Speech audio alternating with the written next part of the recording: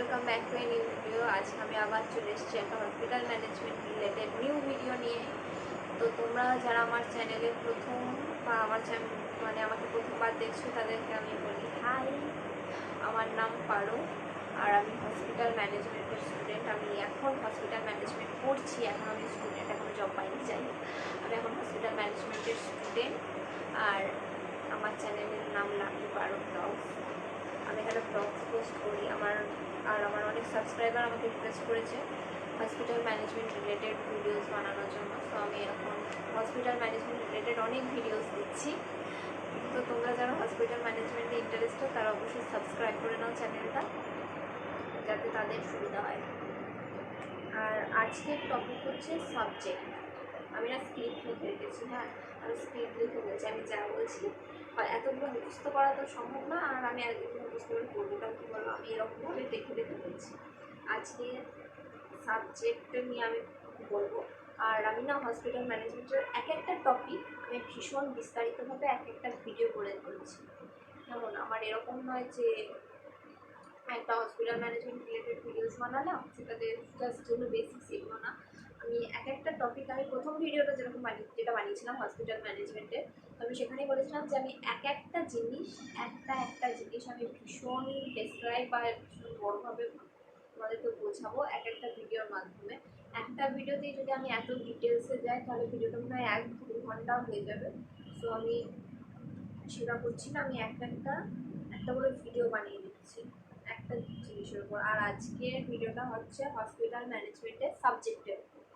তো আমাকে অনেকেই আছে যারা আমাকে কমেন্ট করেছিল যে হসপিটাল ম্যানেজমেন্টের কী কী সাবজেক্টগুলো খুবই হার্ড, সাবজেক্টগুলো কী থাকে, একটা ওভারঅল সাবজেক্টের একটা রিভিউ।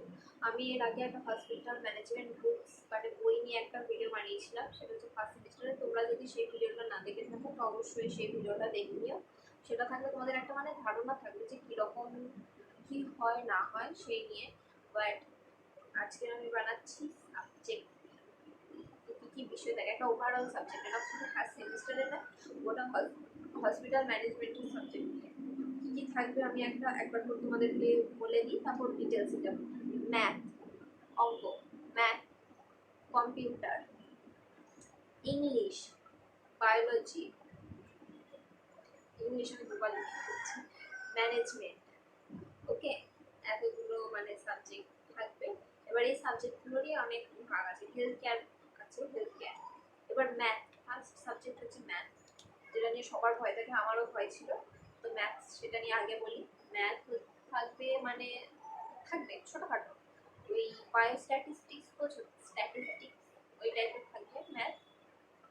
আর আমি না স্ট্যাটিস্টিক্স খুব ভালো পারতাম, ওই রাশি বিজ্ঞান যেটাকে বলে বাংলাতে, রাশি বিজ্ঞান ক্লাস 10-এ আমি পড়েছিলাম রাশি বিজ্ঞান, ওটাকে ইংলিশে স্ট্যাটিস্টিক্স বলে।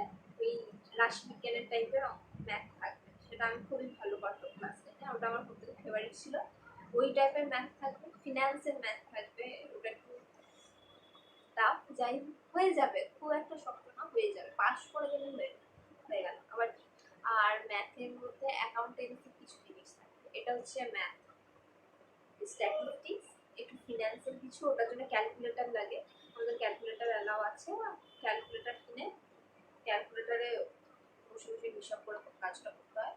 তো যখন পরীক্ষা দিয়ে, আমাদের পরীক্ষার হলে ক্যালকুলেটর অ্যালাউ করে, ওই পরীক্ষার হলে যে ম্যাথ যেদিন থাকে, যেদিন স্ট্যাটিস্টিক্স বা সব সাবজেক্টের এক্সাম থাকে, তখন ক্যালকুলেটর অ্যালাউ করে। ক্যালকুলেটর দেখে দেখে কাজ হয়ে যায়, খুব একটা শক্ত না, পাস করলেই হলো। আমি তো বলেছি এর আগে আমি একটা স্ট্রিম নিয়ে বানিয়েছিলাম, এই স্ট্রিম নিয়ে ওই ভিডিওটা একবার দেখো, সেখানে আমি স্টাডিটা কীরকম সেটা আমি জানিয়েছি, অত ম্যাটার করে না। এরপর হচ্ছে কম্পিউটার। কম্পিউটার ভীষণভাবে দরকার, বিশ্বাস করো কম্পিউটার ভীষণ প্রয়োজন। তোমরা যারা অলরেডি 10th দিয়েছো বা 12th দিয়েছো তাদেরকে আমি বলবো যে কোনো কম্পিউটার ইয়েতে ভর্তি হয়ে যাও, কম্পিউটার সেন্টারে যত তাড়াতাড়ি সম্ভব, যতটা সম্ভব। PowerPoint, Microsoft Office, Word, Excel, এইসব ছোটোখাটো জিনিসগুলো আমরা সব শিখে নাও যত তাড়াতাড়ি সম্ভব, কারণ কম্পিউটার ভীষণভাবে দরকার। আমি যখন 10 বা 12 দিয়েছিলাম, আমি তো জানতাম না এসব ব্যাপারে যে কী লাগে না লাগে, তো আমি কিছু জানতাম না। আমি 12th-এর পরটা পুরো নেচে নেচে কাটিয়েছি, মাসির বাড়ি, পিসির বাড়ি, ঘুরে গেছিলাম, ঘুরতে এসব করে কাটিয়েছি। আমার কোনো মানে ধারণা ছিল না যে কি কি লাগে না লাগে, না হলে আমি কম্পিউটার সেন্টারে ভর্তি হয়ে যেতাম। কম্পিউটার ভীষণভাবে লাগে, কম্পিউটার কলেজ থেকে শেখায় না, কম্পিউটার কলেজ থেকে বলে দেয়, কিন্তু কম্পিউটার ভীষণ লাগে। অনেক কম কলেজে কম্পিউটারের ক্লাস হয়, বাট কম্পিউটার দরকার কম্পিউটার শেখার। এরপর হচ্ছে English, English basic English class সব কথা, মানে আমি যতটুকু জানি কলেজে ইংলিশে ক্লাস দেয়, স্পোকেন ইংলিশে। ইংলিশ তোমাদের কাজে হয়তো হসপিটাল ম্যানেজমেন্টে যেটা তোমাদের কাজ করতে হবে না, সেখানে তোমার ইংলিশ লাগবে না, কারণ তুমি যদি হসপিটালে যাও সেখানে যদি হয়তো একটা পেশেন্টের ভীষণ অবস্থা খারাপ, সে ট্রিটমেন্ট নিতে এসছে, এবার তুমি যদি তার সাথে ইংলিশে কথা বলো, সে তোমাকে গাল দিয়ে চলে যাবে।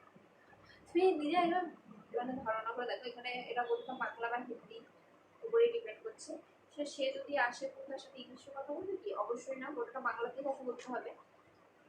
তো ইংলিশ যেটাতে লাগবে সেটা হচ্ছে শুধুমাত্র ওই ইন্টারভিউটা গোটাটা ইংলিশে, প্লাস আরও পড়াশোনা যেটা সেটা ইংলিশে, তাছাড়া আর ইংলিশ সেরকম কোনো কাজে লাগবে না, তোমাদের কাজের ক্ষেত্রে ইংলিশ লাগবে না, বাট ইংলিশ সাবজেক্ট আছে, কলেজ থেকে পড়ানো হয়, এক্সাম হয়।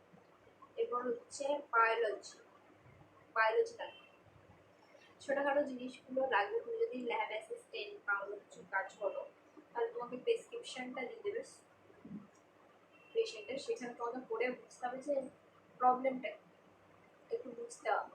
তো সেটা জানার জন্য তোমাকে কিছু মেডিকেল টার্মস দরকার, আর আমাদের এই বায়োলজি সাবজেক্টটার নাম হচ্ছে মেডিকেল টার্মিনোলজি। ওকে, মেডিকেল টার্মিনোলজি এই সাবজেক্টটার উপর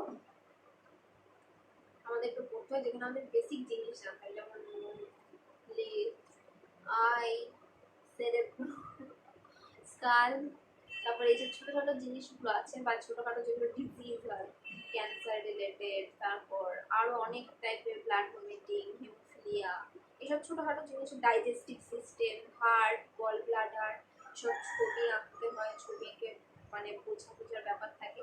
তো এটা গোটাটা বায়োলজির একটা পার্ট থাকে আমাদের, যেখানে আমাদের ছবি আঁকা থাকে। আমাদের এবছরই লাইক সেমিস্টারে ডাইজেস্টিভ সিস্টেমটা পড়েছিল, সেখানে ছবি আঁকতে হয়েছিল, যে ছবি এঁকে বোঝানো, এরকম অনেক কিছু ব্যাপার থাকে। তো বায়োলজি থাকবে, বায়োলজি তোমাদের দরকারও পড়বে ছোটোখাটো, আর বায়োলজি থাকবে ছবি আঁকা, ওই digestive system, gall bladder, heart, চোখ, এসবের ছবি এঁকে বোঝানো, এসব থাকে।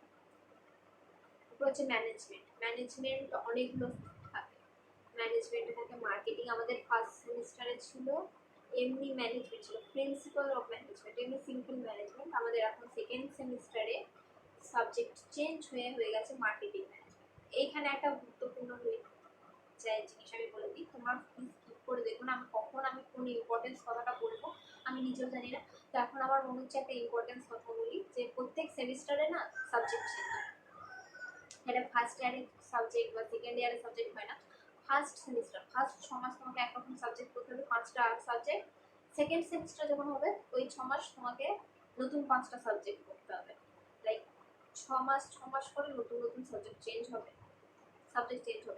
একই সাবজেক্ট দুবার থাকে না, এরকম করে সাবজেক্ট চেঞ্জ হতে থাকবে। মেডিকেল টার্মিনোলজি যেরকম 1 আছে 2 আছে, এরকম হতে পারে যে মেডিকেল টার্মিনোলজি 1 ফার্স্ট সেমিস্টারে, মেডিকেল টার্মিনোলজি 2 সেকেন্ড সেমিস্টারে, এরকম আমাদের আছে।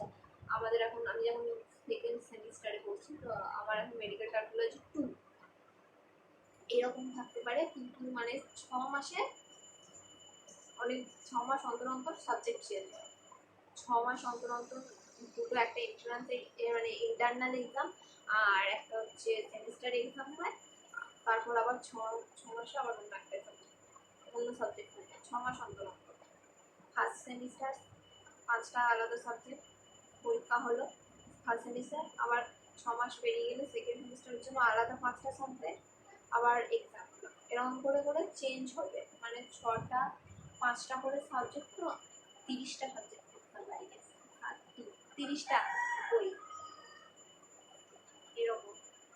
এরপর আরেকটা বলে রাখি, হেলথ কেয়ার বলে একটা সাবজেক্ট আছে, হেলথ কেয়ার, হসপিটাল অপারেশন, এগুলো হচ্ছে পুরোপুরি না সে কি বলবো হিস্টোরি টাইপের, এটা পুরোটা থিওরির উপর নির্ভর করছে, এটা কোনো বোঝার কিছু নেই, যেরকম মেডিকেল টার্মিনোলজি এটা একটা বোঝার ব্যাপার আছে, ডাইজেস্টিভ সিস্টেম আর ইংলিশটা যেরকম বা সব কিছু বোঝার আছে, এই সাবজেক্টগুলো না বোঝার মতো না। এখানে প্রিন্সিপালস অফ ম্যানেজমেন্ট আছে, ওটাটা মুখস্থ করো, ছেড়ে মুখস্থ করো, খুবই বোরিং। তখন আছে মার্কেটিং ম্যানেজমেন্ট, ওটা আমাদের এখন আছে, ওটা মার্কেটিং এসবে। তারপর আছে hospital operation, health care management, এরকম এই সাবজেক্টগুলো না, এই ম্যানেজমেন্ট রিলেটেড সাবজেক্টগুলো না হচ্ছে পুরোপুরি হিস্টোরির মতো, পুরোটা থিওরির ওপর ডিপেন্ড করছে এই সাবজেক্টগুলো। এইগুলোর জন্য না একটু ইংলিশ দরকার, কারণ এগুলো এত মুখস্থ করা যায় না। আমি যেরকম করে আমি শুধু পয়েন্টগুলো করে নিই, আমি যখন পরীক্ষার হলে পরে আমি গোটাটা বানিয়ে লিখে দিই, ঠিক আছে? অত মুখস্থ করা সম্ভব না। তো যদি আমার হসপিটাল ম্যানেজমেন্টের বই সম্পর্কে আমি যে ভিডিওটা বানিয়েছি সেই ভিডিওটাতে দেখে থাকো, তাহলে তুমি দেখবে নোটগুলো এইসা বড় বড়। ওই নোট পড়া অসম্ভব। ওই নোট আমাদের ম্যামও বলে যে এই নোট এতটা মুখস্থ করা মানে মুখের কথা না। তো যারা নিজের মতো বানিয়ে লিখে শুধু পয়েন্টগুলো মনে রেখে শুধু একটা কনসেপ্ট রেখেছে এটা জিনিসটা এটা, বাকিটা বানিয়ে গোটাটা লিখে দিতে, আমিও সেটাই করি।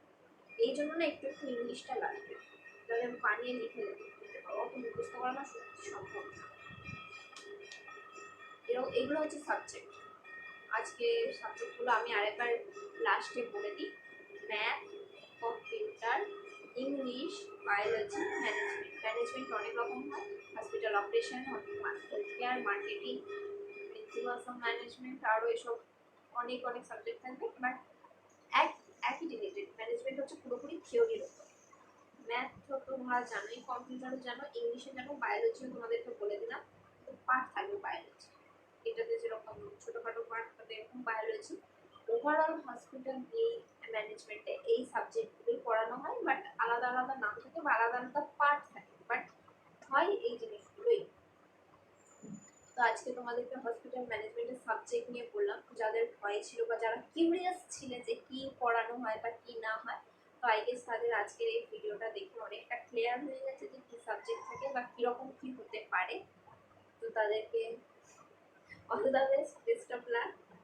যদি তোমরা এর পরেও হসপিটাল ম্যানেজমেন্টে ভর্তি হও, তো এরপরে বলছি, আর যদি তোমরা ইন্টারেস্টেড থাকো তো হসপিটাল ম্যানেজমেন্টে ভর্তি হও। তো এইসবগুলোই তোমাদেরকে দেখতে হবে। এতে মনে হয় না বেশি কিছু হবে। আমি যা দেখেছি, যা মানে জেনেছি, আমি সেগুলোই বলেছি। আই গেস তোমাদের ভিডিওটা ভালো লেগেছে। আর যদি ভিডিওটা ভালো লেগে থাকে তো অবশ্যই লাইক, শেয়ার এবং সাবস্ক্রাইব করে দিও, কেমন? আমি হসপিটাল ম্যানেজমেন্ট রিলেটেড ভবিষ্যতে আরও ভিডিওস দেবো। আমি হসপিটাল ম্যানেজমেন্ট রিলেটেড অনেক ভিডিওস দেবো। অলরেডি হসপিটাল ম্যানেজমেন্ট সেমিনার, মানে তারপর কী বলে প্রেজেন্টেশন, এসব নিয়ে আমি অনেক ভিডিও অলরেডি পোস্ট করেছি। তোমরা ইন্টারেস্ট থাকলে সেগুলোও দেখতে পারো। বা আজকে আমি যেরকম হসপিটাল ম্যানেজমেন্ট সাবজেক্ট নিয়ে ভিডিওটা বানালাম, এরপরেও আমি হসপিটাল ম্যানেজমেন্ট নিয়ে অনেক ভিডিও বানাবো। তো তোমরা যারা ইন্টারেস্টেড তারা অবশ্যই আমার চ্যানেলটাকে সাবস্ক্রাইব করে দিও, যাতে তোমরা ভবিষ্যতে আরও ভিডিও দেখতে পারো হসপিটাল রিলেটেড। আর যদি কারো কোয়েশ্চেন থাকে তো অবশ্যই কমেন্টে জানিও, আমি তাদেরকে রিপ্লাই করে দেবো, ঠিক আছে? অবশ্যই কমেন্ট করতে ভুলো না। আর যদি তোমাদেরকে মনে হয় এটা ভালো হেল্পফুল ভিডিও তো অবশ্যই একটা কমেন্ট করে দিও যে থ্যাঙ্কস বা এরকম কিছু একটা কমেন্ট করে দিও, যাতে একটু সুবিধা হয়, আমার সুবিধা হবে, ঠিক আছে? একটু কমেন্ট করে দিও, কেমন? টাটা। আসছি আবার নতুন হসপিটাল ম্যানেজমেন্টের ভিডিও নিয়ে। সাবস্ক্রাইব করে নিও, টাটা।